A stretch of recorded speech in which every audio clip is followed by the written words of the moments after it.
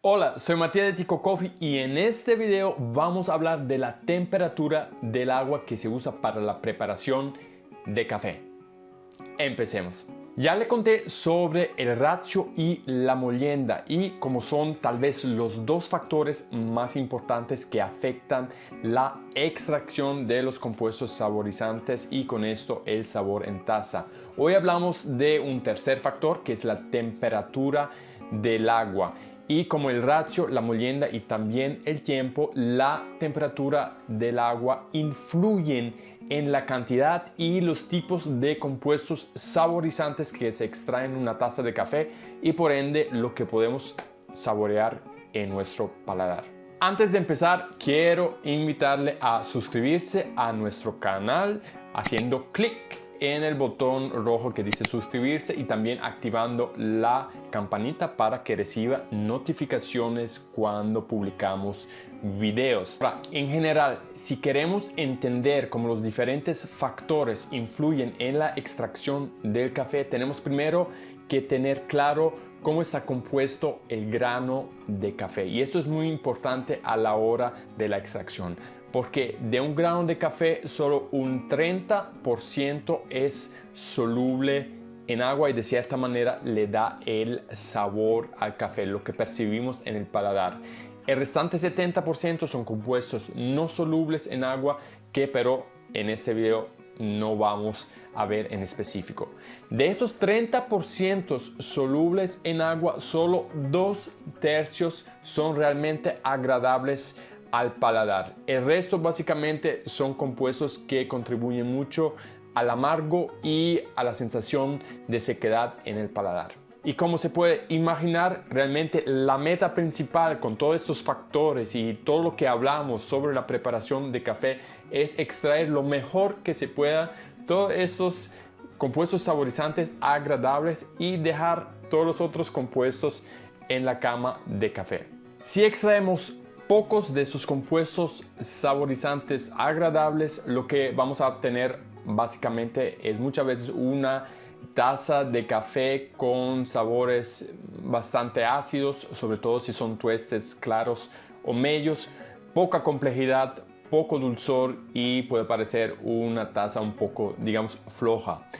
Si pero extraemos más, realmente tenemos esta sensación muchas veces a astringencia. Astringencia significa básicamente que tenemos esta sequedad en el paladar que además se puede mezclar con esta sensación o más bien el sabor a amargo. Entonces ahí el punto es de encontrar justamente este punto mágico de extracción. Ahora, en cuanto a la temperatura del agua, la regla general es que entre más caliente esté el agua, más, digamos, compuestos saborizantes se pueden extraer del café y también diferentes tipos de compuestos saborizantes.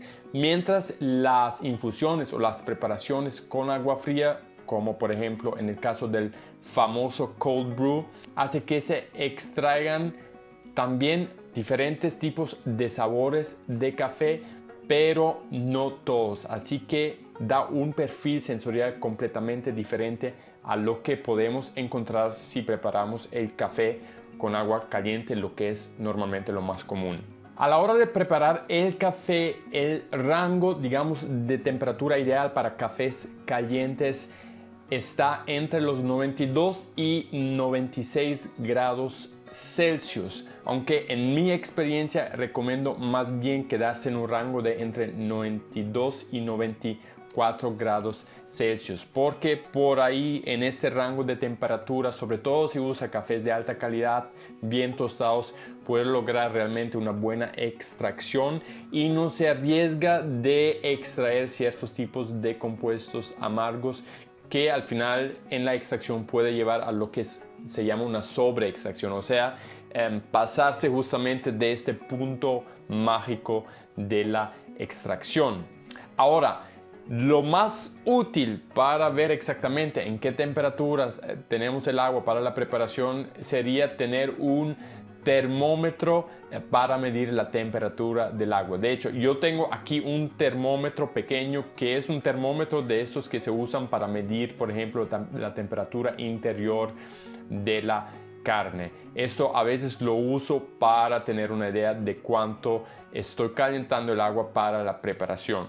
Pero si no tiene algo así, no pasa absolutamente nada, porque mi segunda recomendación, cómo puede más o menos medirse con la temperatura del agua, es la siguiente. Una opción es simplemente llevar el agua a hervir y después que hierva, quitarla de la fuente de calor, la cocina por ejemplo, y dejarla enfriar durante un minuto y medio más o menos. La segunda opción, y lo que normalmente uso muchas veces, es empezar a calentar el agua, y cuando ya la superficie del agua se ve que se empieza poco a poco a mover, pero sin hervir y sin burbujear, entonces ahí la quito de la fuente de calor y uso esta agua, que normalmente me sale muy bien.